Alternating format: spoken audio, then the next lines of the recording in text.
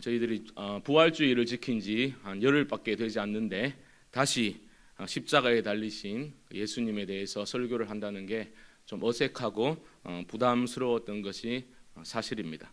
우리 주님께서 좀 설교 스케줄에 맞춰 주셔가지고 부활하셨더라면 좀 그 어색함의 그 강도가 좀 경감되었을까 그렇게 생각을 해봅니다. 그 어색함을 화두로 삼아서 오늘 말씀을 한번 시작을 해본다면 이렇게 됩니다. 우리가 매년 교회력을 따라가지고 자동적으로 찾아오는 매년 찾아오는 그 고난주간과 부활주일을 그 고난주간과 부활주일은 우리에게 도대체 어떤 의미가 있습니까? 매년 찾아오는데요. 고난주간이 되고 부활절이 우리에게 찾아오는데 도대체 우리에게 어떤 의미가 있냐는 것입니다. 부활은 좀 낫습니다. 왜 그렇습니까? 부활은 사망 권세를 깨뜨리시고 부활하신 그리스도의 승리를 기념하는 날이기 때문에 그리스도인에게 어떤 승리의 상징이 될 수 있고 신앙의 근거가 될 수 있습니다. 하지만 십자가에 달린 그리스도는 어떻습니까? 기독교의 중심에는 십자가에 달린 그리스도가 있습니다. 사실 십자가라는 게 뭡니까? 로마의 처형 도구 아니었습니까? 정치범들이나 너무 그 참혹했기 때문에 끔찍했기 때문에 로마 시민들에게는 사용하지도 않았던 처형 방법이 바로 십자가였습니다. 그런데 그 처형 도구가 기독교의 중심이 되어버린 겁니다. 왜 그렇습니까? 물론 그렇게 됐는데 중심에는 예수 그리스도의 부활이 있습니다. 참혹한 형틀이었던 십자가가 기독교의 상징이 될 수 있었던 것은 부활이 있었기 때문입니다. 부활의 빛에 비추어서 모든 것들은 새롭게 해석이 되었습니다. 하지만 초대교회에서부터 성도들은 부활의 빛에 비추어서 사건을 해석했지만 고난받는 그리스도의 십자가를 결코 놓지 않았습니다. 그렇지 않습니까? 사도 바울은 부활하신 주님을 선포했던 게 아니라 무엇입니까? 나는 십자가에 못 박히신 그리스도를 선포한다. 십자가에 못 박히신 그리스도를 사도 바울은 선포했던 겁니다. 그런데 시간이 지나면서 어떻게 됩니까? 십자가에 못 박힌 그리스도는 너무나 어색한, 기독교의 너무나 어색한 중심을 차지하고 있는 것처럼 여겨집니다. 영광과 능력의 그 십자가만이 부각되고 처절한 고난당하는 고난의 십자가는 점점 사라져가고 있는 것이 엄연한 현실입니다. 교회 안에서도 고난의 십자가는 종교적인 표현으로만 넘쳐날 뿐 정말 내 실존의 깊은 실천적인 차원에서는 너무나 어색하기 짝이 없는 것이 바로 그리스도의 십자가라는 것입니다. 저는 오늘 본문을 함께 살펴나가면서 우리 마음 가운데 어쩌면 자기도 모르는 사이에 자리 잡고 있는 예수 그리스도의 십자가에 대한 그 잘못된 어색함, 불편함들을 하나님의 은혜로 고침받을 수 있게 되기를 간절히 바랍니다. 33절을 보십시오. 제 6시가 되매 온 땅에 어둠이 임하여 제 9시까지 계속하더니 우리 주님은 제 3시 즉 오전 9시에 십자가에 달리셨습니다. 제 6시라고 하면 정오가 되는 겁니다. 낮 12시입니다. 정오부터 제 9시 오후 3시까지 온 땅에 어둠이 임했다라고 마가는 기록하고 있는 것입니다. 이날 정오부터 오후 3시까지가 역사상 가장 처절하고도 어두웠던 3시간이다 라고 우리는 말할 수 있을 것입니다. 가장 밝아야 하는 정오의 어둠이 그것도 온 땅에 임하였다는 사실은 바로 예수님의 그 십자가 사건이 종말론적인 사건이라는 것을 우리들에게 보여주는 것입니다. 종말의 때에 대해서 아모스 선지자는 이렇게 예언합니다. 주 여호와의 말씀이니라. 그날에 내가 해를 대낮에 지게 하며 백주에 땅을 캄캄하게 하며 그날에, 아모스가 말했던 그날이 어떤 날입니까? 여호와께서 심판하실 종말의 때를 말하는 것입니다. 마가는 바로 예수 그리스도께서 십자가에 달리신 날이 바로 그 종말론적인 심판의 날이다 라고 말하고 있는 것입니다. 하나님이 죄를 알지도 못하신 이를 우리를 대신하여 죄로 삼으신 것은 우리로 하여금 그 안에서 하나님의 의가 되게 하려 하심이라. 예수님은 아무 죄도 없으셨지만 십자가 위에서 우리의 죄를 담당하고 계셨던 것입니다. 우리의 죄가 하나님 아버지와 그 아들 사이의 영원한 교제를 끊어버렸습니다. 우리 주님은 우리 죄의 대가인 하나님으로부터 분리되는 형벌을 우리 대신 감당하고 계신 겁니다. 그렇게 어둠 속에서 3시간 동안 이어졌던 그 무거운 정적을 깨뜨렸던 소리가 무엇이었습니까? 예수님께서 크게 부르짖는 이 소리였습니다. 엘리 엘리 라마 사박다니, 나의 하나님 나의 하나님 어찌하여 나를 버리셨나이까. 우리 주님 큰 소리로 부르짖으셨습니다. 십자가 곁에서 구경하던 이들이 보인 반응은 정말 아이러니컬한 것이었습니다. 뭐라고 합니까? 어떤 이들이 듣고 이르되 보라 엘리야를 부른다. 예수님께서 아람어로 엘리 엘리 라마 사박다니라고 말씀하시니까 그 곁에 있던 사람들이 잘못 알아듣고 엘리야를 부르는 것으로 오해했다는 것입니다. 유대인에게 있어서 엘리야는 어떤 존재입니까? 희망이 모두 사라져버린 그 참혹한 상황에 등장해서 구원을 해주는 인물이 바로 엘리야였습니다.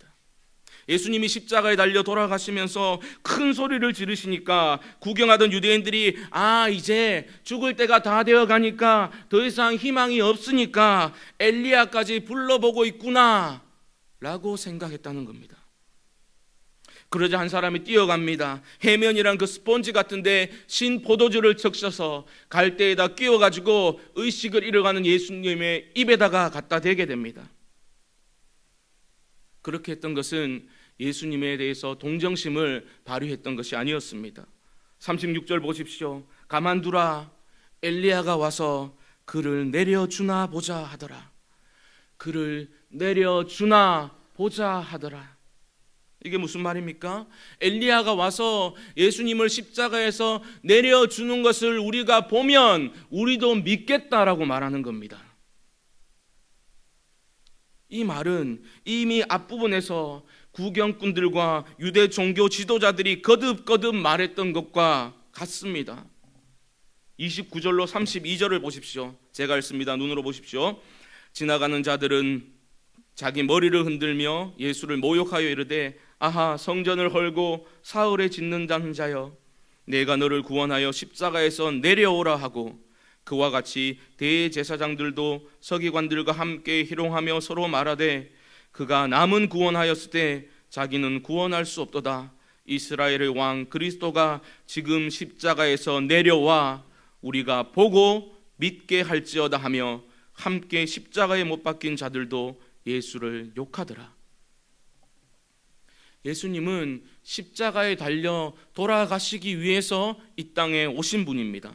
죄도 없으신 하나님의 어린 양인 예수님께서 십자가에서 대속의 죽음 직전에, 숨을 거두시기 직전에 마지막으로 들으셔야 했단 말은 가만두어라 엘리야가 와서 그를 내려주나 좀 보자 라는 조롱의 소리였습니다. 이런 아이러니가 또 있습니까? 왜 이게 아이러니입니까 여러분? 그들은 엘리야가 올 것을 이야기했지만 마가는 뭐라고 말합니까? 이미 엘리야가 왔다라고 말합니다. 그렇지 않습니까? 누가 엘리야입니까? 예수님 말씀해 주셨지요. 세례 요한이 엘리야다라고 이미 말씀해 주셨습니다. 엘리야인 세례 요한은 목배임을 당해서 이미 죽었기 때문에 돌아올 수가 없습니다.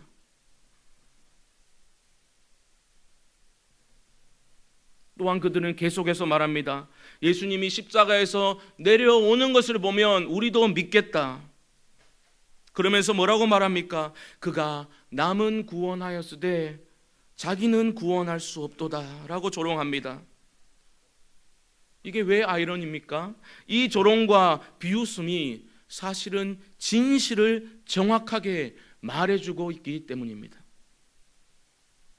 바다의 폭풍을 잠잠케 하시고 제자들을 구원해 주셨던 우리 주님, 야이로의 딸을 살려주시고 혈루증 여인을 온전케 회복시켜 주셨던 주님은 다른 사람들을 구원하실 수 있으셨지만 결코 자신을 구원하실 수는 없습니다. 그게 맞습니다. 십자가에서 내려오셔서 자신을 구원하게 되면 그 성육신의 목적을 이룰 수 없기 때문입니다. 예수님은 십자가 위에서 죽기 위해 오신 분이기 때문입니다. 무지한 사람들은 어떻게 생각했습니까? 예수님이 십자가에서 내려오시지 못하는 이유가 그 손목에 단단히 박힌 못 때문이라고 그들은 생각했습니다. 과연 그런 것입니까? 예수님이 그 손목에 박힌 못 때문에 십자가에서 내려오시지 못했던 겁니까? 우리는 압니다.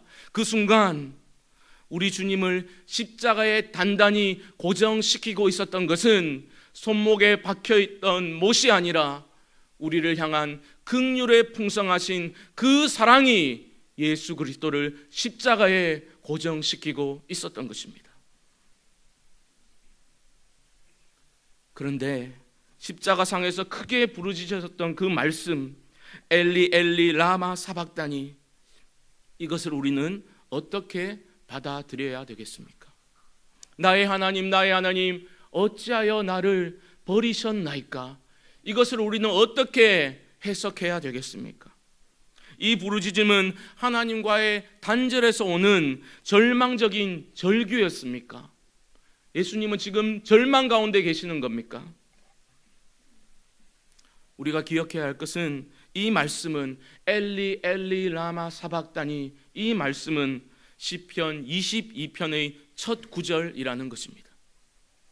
시편 22편은 어떤 시입니까? 고난 중에 지은 탄식시입니다.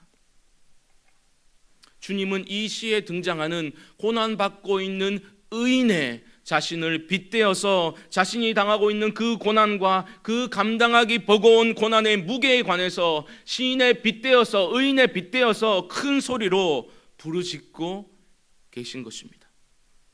하지만 분명히 절망은 아닙니다. 왜 그렇습니까?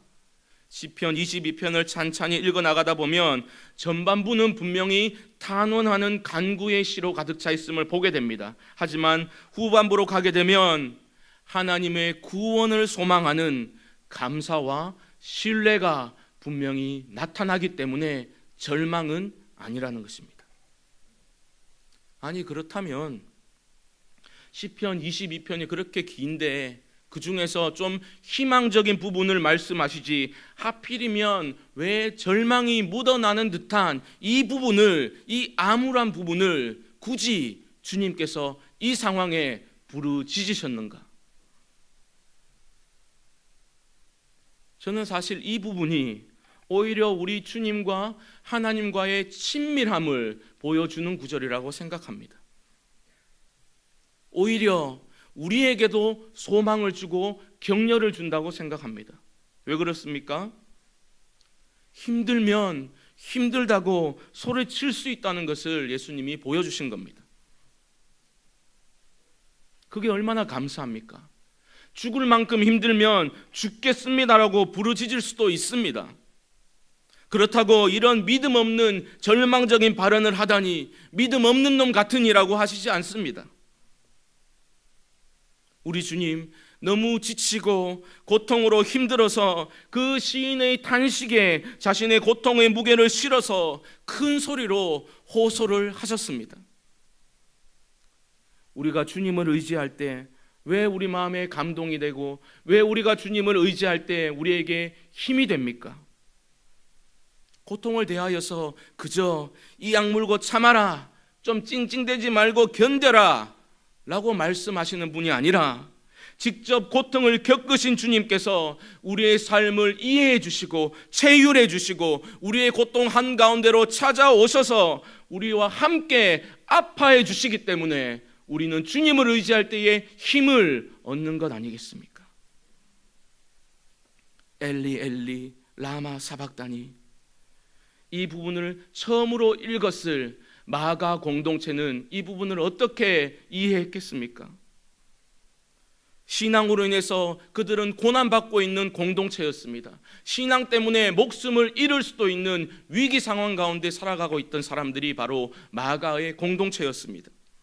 그들은 이 부분을 보면서 어떻게 생각했겠습니까? 아, 우리 주님께서 하나님을 신뢰하셨기 때문에 죽음까지 순종하실 수가 있었구나. 또한 우리도 힘들면 힘들다고 우리의 고통을 하나님께 호소할 수 있고 토해놓을 수 있고 큰 소리로 외칠 수도 있겠구나, 그렇게 받아들였지 않겠습니까? 지금 여기에 모여있는 우리들은 어떻습니까?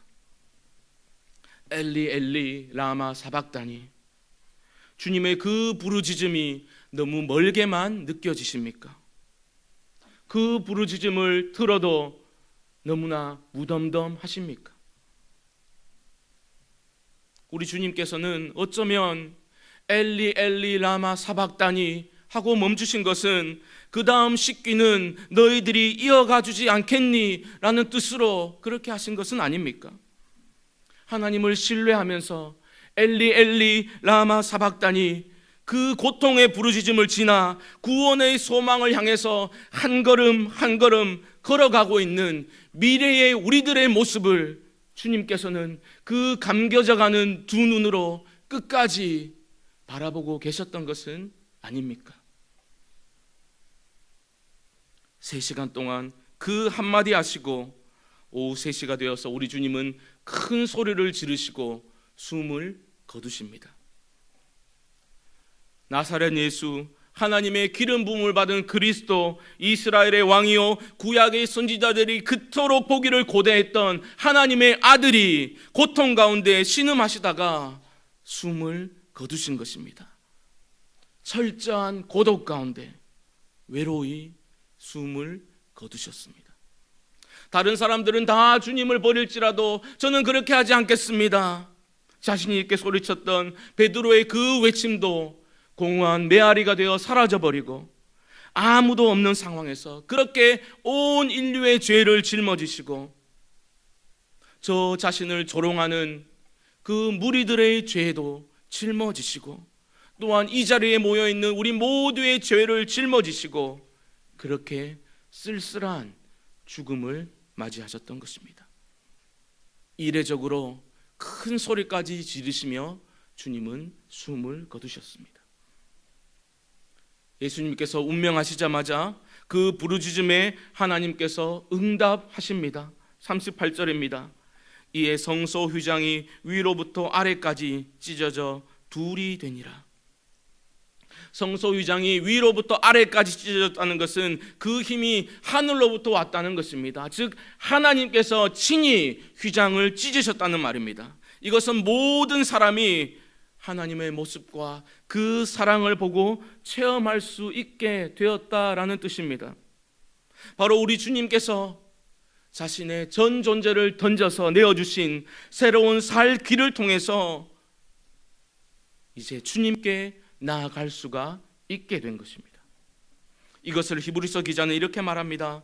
그러므로 형제들아, 우리가 예수의 피를 힘입어 성소에 들어갈 담력을 얻었나니 그 길은 우리를 위하여 휘장 가운데로 열어놓으신 새로운 살 길이요 휘장은 곧 그의 육체니라. 휘장은 곧 그의 육체니라. 예수 그리스도의 대속의 그 십자가 사건이 바로 옛 질서의 종말을 고하고 인류의 새 역사의 시작임을 지금 보여주고 있는 것입니다. 머리를 흔들면서 성전을 헐고 사흘에 짓는 자여 조롱하였던 사람들의 그 조롱이 지금 현실이 되고 있는 것입니다. 성소 휘장이 찢겨지면서 이제는 예수 그리스도를 믿음으로 인해서 유대인이나 이방인이나 누구나 하나님께로 나아갈 수가 있게 된 것입니다. 어떻게 할 수 있습니까? 성소 휘장이 찢어지고서 드디어 하나님의 아들 예수 그리스도의 정체성에 대한 고백이 나오고 있는데 누구의 입을 통해서 나오고 있습니까? 바로 이방인, 유대인이 아닙니다. 이방인 백부장의 고백에서 나타나고 있는 겁니다. 39절을 보십시오. 함께 읽습니다. 시작.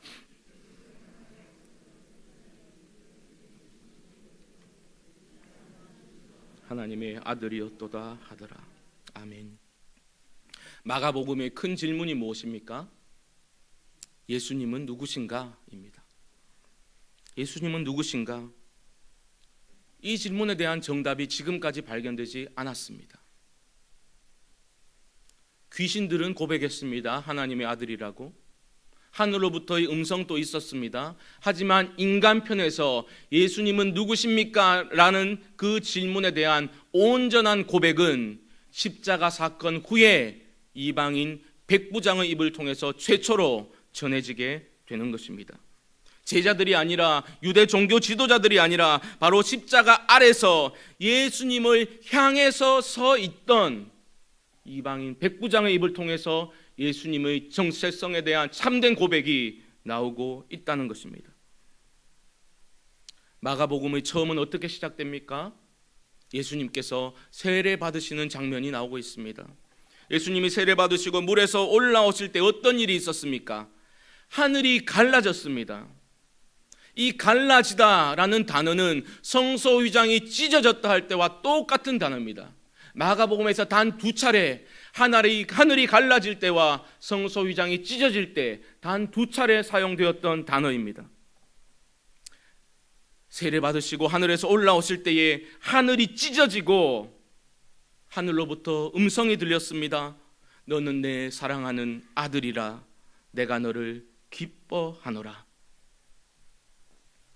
마가는 분명히 말합니다. 하늘의 음성은 누구를 향한 것이었습니까? 너는 내 사랑하는 아들이라. 마가는 어쩌면 이 예수님에 대한 이 진정한 정체성, 하나님의 아들로서의 예수 그리스도, 그 정체를 아직까지 밝히고 있지는 않습니다. 너는, 즉 예수님에게 말한 것입니다. 하지만 십자가 사건 후에 이 사람은 진실로 하나님의 아들이었도다. 모든 사람들을 향해서 예수님이 누구신지에 대한 공개적인 계시가 있은 것입니다. 하나님의 확증으로 시작되었다가 십자가 곁에서 예수님을 향해 서 있던 이방인 백부장의 고백으로 마무리되고 있는 것입니다. 저는 오늘 말씀을 준비하면서 한 가지 재미있는 흥미로운 점을 발견하게 되었습니다. 십자가가 정말 기독교의 중심에 있다면 왜 마가는 십자가에 달려 죽으시는 장면을 묘사함에 있어서 이렇게 사실적으로 간략하게 묘사하고만 있을까? 왜 이렇게 짧게 썼지? 결국 했는 말이 예수님께서 십자가에 달려 죽으셨다, 이거 말하고 있는 겁니다. 십자가에 대해서 부연 설명을 하고 있지 않습니다. 십자가란 이런 거야 라고 설명을 붙이고 있지 않다는 겁니다. 좀 이상하지 않습니까? 사실 사복음서 기자가 모두 간략하게 예수님이 십자가에 달려 돌아가셨다, 그 사실만을 기록하고 있습니다. 만약에 예수님이 왜 고통당하셨는지 우리의 가슴을 저미는 그 정말 애절한 찬송 시를 삽입할 곳이 있다면 바로 이곳이 아니겠습니까? 예수님이 십자가에 돌아가실 그때에 바울이 그러했던 것처럼 그리스도의 찬가를 넣는다든지, 그렇지 않습니까? 어떤 신앙의 고백을 넣는다든지, 십자가는 이런 거야 설명을 해내려 가야지 마땅한 것 아니겠습니까? 십자가의 의미를 또박또박 설명하고 그 의미에 자신의 신앙의 고백까지 덧붙였더라면 얼마나 더 좋지 않았겠습니까?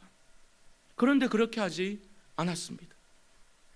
사실 복음서 기자들이 이 부분을 적어 내려갈 때에 얼마나 가슴이 벅찼겠습니까? 눈시울이 붉어 뜨거워지고 눈물을 흘리고 가슴을 쓸어내리며 진정시켜 나가면서 적어 나가야 했지 않겠습니까? 그런데 십자가에 대한 설명을 구구절절 기록하고 있지 않다는 것입니다. 이게 어쩌면 하나님의 은혜인지도 모릅니다. 십자가의 의미는 그 깊이와 넓이와 높이가 무한하기 때문에 어떤 한 설명 구절들에 갇힐 수가 없는 것입니다. 십자가의 의미는 다른 곳에서는 기록될 수가 있었습니다. 이사야 53장의 그 고난받는 그 종의 메시지에서, 또 사도행전에 기록된 베드로의 설교에서, 또 사도 바울이 그랬던 것처럼 십자가에 대해서 설명해 나갈 수는 있었지만 바로 십자가에 달려 돌아가시는 이 장면에서는 어떠한 설명도 거부되어져야 했다는 것입니다.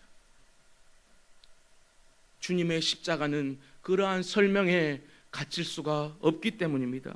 이것이 은혜이고, 이렇기 때문에 갇힐 수가 없기 때문에 십자가는 우리 모두에게 영원한 찬양과 묵상의 주제가 될 수 있는 겁니다. 그렇기 때문에 십자가는 영원한 신학적 탐구의 중심 주제가 될 수 있다는 것입니다. 사랑하는 성도 여러분, 어떻습니까?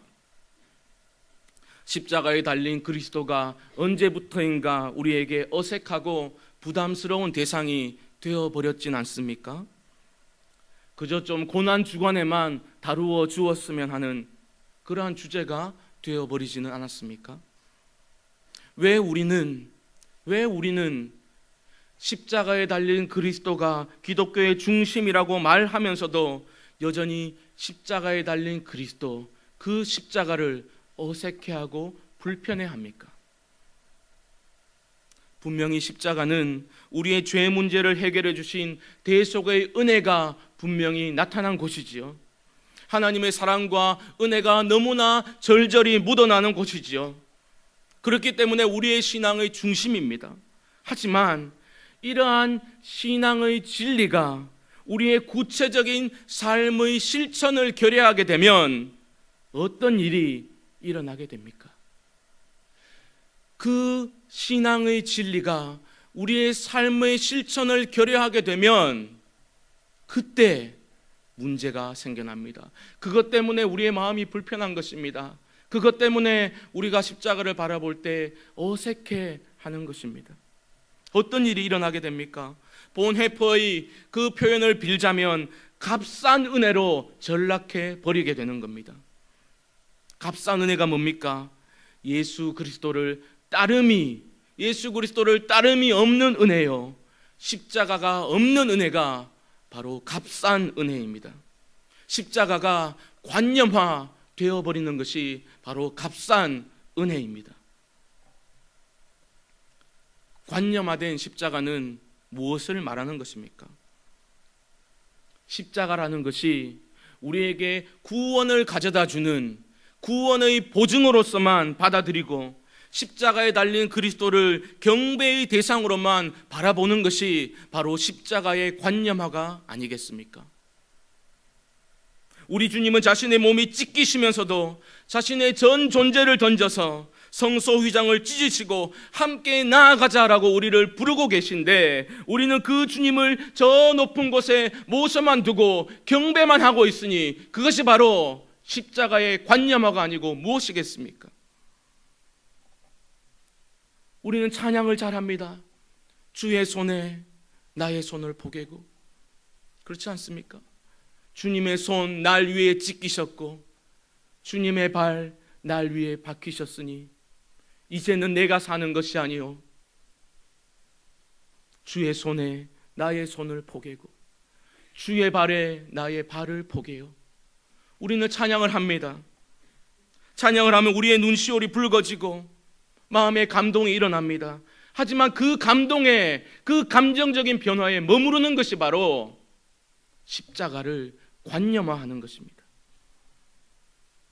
십자가가 관념화되면 어떻게 됩니까? 권태에 빠지게 됩니다. 어색해집니다. 맨날 포개자 그러면 피곤해합니다. 포개는 것도 한두 번이지, 관념화되어 버리면 포개고 하면 또 포개나 그만 포개자, 이렇게 되는 겁니다. 그게 바로 십자가의 관념화입니다. 기껏 포개고 하다 보니까 십자가가 뭘까? 잠 좀 설치면서 특세 완주한 게 십자가가 되는 겁니다. 그게 십자가입니까? 특세 완주하는 것이 십자가입니까? 우리 주님은 경배의 대상일 뿐만 아니라 십자가에 달린 우리 주님은 우리 실천의 대상임을 우리가 깨달을 때에, 기억할 때에 우리가 살고, 우리 내일교회가 살고 한국교회가 살게 되는 것입니다. 예수 그리스도의 십자가가 오늘날 우리의 구체적인 현실의 삶 속에서 현재화될 때에 비로소 우리를 향한 하나님의 놀라운 은혜로 그 십자가가 우리 삶 가운데 영향력을 발휘하고 역사할 수 있게 되는 것입니다. 이것이 어떻게 가능합니까?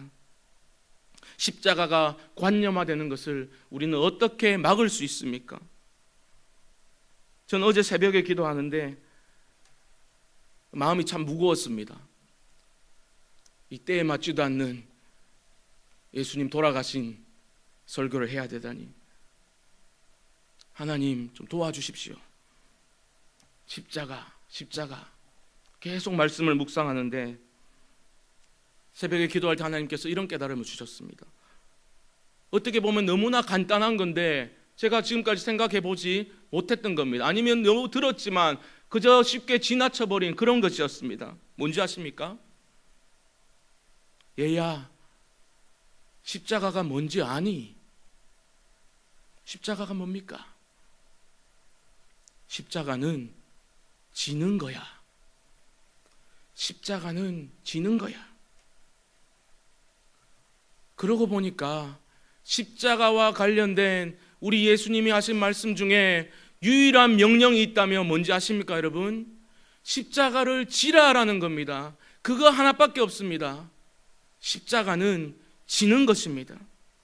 십자가는 바라보고 감사하고 묵상하기만 하는 것이 아니라 십자가는 지라고 있는 겁니다. 매일매일 십자가를 지는 것이 바로 십자가의 관념화를 막을 수 있는 유일한 길이라는 것입니다. 십자가를 진다는 게 뭡니까? 바로 전후 구절에서 알려줍니다. 십자가를 진다는 것은 자기를 부인하고 예수님의 십자가를 삶의 기준으로 삼고 예수님을 따라가는 것을 뜻하는 것입니다. 본해퍼는 예수님의 삶을 한마디로 이렇게 정의합니다. 남을 위한, 타자를 위한 현존이라고 말합니다. 뭐 좀 거창한 말 같지만 우리 주님이 이렇게 이미 말씀하셨습니다. 인자에 온 것은 섬김을 받으러 온 것이 아니라 도리어 섬기려 하고 자기 목숨을 많은 사람의 대속물로 주려 함이니라. 예수님의 삶은 자기라는 그 지긋지긋한 자기라는 우상을 깨뜨리고 다른 이들을 위해서 고통을 담당하셨던 섬김의 삶을 사셨습니다. 이게 없어서 한국 사회가 이렇게 된 거 아닙니까? 담당하는 사람이 없어서 한국 사회가 이렇게 된 것 아닙니까? 담당하는 사람이 없어서 한국 교회가 이렇게 신음하고 있는 것 아닙니까? 똑똑한 사람도 많고 잘난 사람도 많고 말 잘하는 사람도 많지만 다른 사람의 그 아픔을 공감하고 그 어려움을 담당하는 사람이 없기 때문에 이렇게 어려운 것 아닙니까? 사랑하는 교우 여러분, 우리를 위해서 몸을 찢기시고 거친 숨을 몰아쉬면 엘리 엘리 라마 사박다니 외치셨던 그 주님을, 그 십자가에 달린 주님을 바라만 보고 있지 아니하고 그 다음 식귀들을 우리들이 이어나갈 수 있게 되기를 주님의 이름으로 축복합니다. 우리의 고백으로서뿐만이 아니라 우리의 실천적 삶으로 그 시편의 고백을 이어나갈 수 있기를 소망합니다. 예수 그리스도의 십자가는 우리를 그분의 뒤를 따르도록 이끄시는 부르심입니다. 십자가는 부르심입니다. 지고 따르라는 주님의 부르심입니다. 그리스도의 십자가는 우리로 하여금 오늘날 그 고통의 현실에 우리의 눈을 감고서 느끼고 있는, 누리고 있는 거짓된 그 평안의 일상을 깨뜨리고 나오라는 주님의 부르심입니다. 그 거짓된 평안의 일상성을 깨뜨리고 고난의 현장으로, 고통당하고 있는 사람들에게로 가서 함께 아파하고 섬김의 본을 보이라, 섬김의 삶을 살라라는 주님의 명령이 바로 십자가입니다. 여러분 착각하지 마십시오. 내 자녀 잘 되어 있고 우리 가정 하나님 은혜로 평안하다고 다 된 것이 아닙니다. 내 자녀 잘 되고 좋은 학교 가고 좋은 직장 잡아서 아무 문제 없이 살아가고 있는 게 하나님의 은혜입니다. 고백하는 것이 다가 아닙니다. 우리 모두가 관념화된 십자가를 찢어버리고 그리스도의 십자가를 대함에도 여전히 냉랭한 우리의 가슴을 찢으며 날마다 실존적인 결단으로 그 십자가를 지고서 주님을 뒤따르는 삶을 살아갈 수 있게 되기를 주님의 이름으로 간절히 축원드립니다.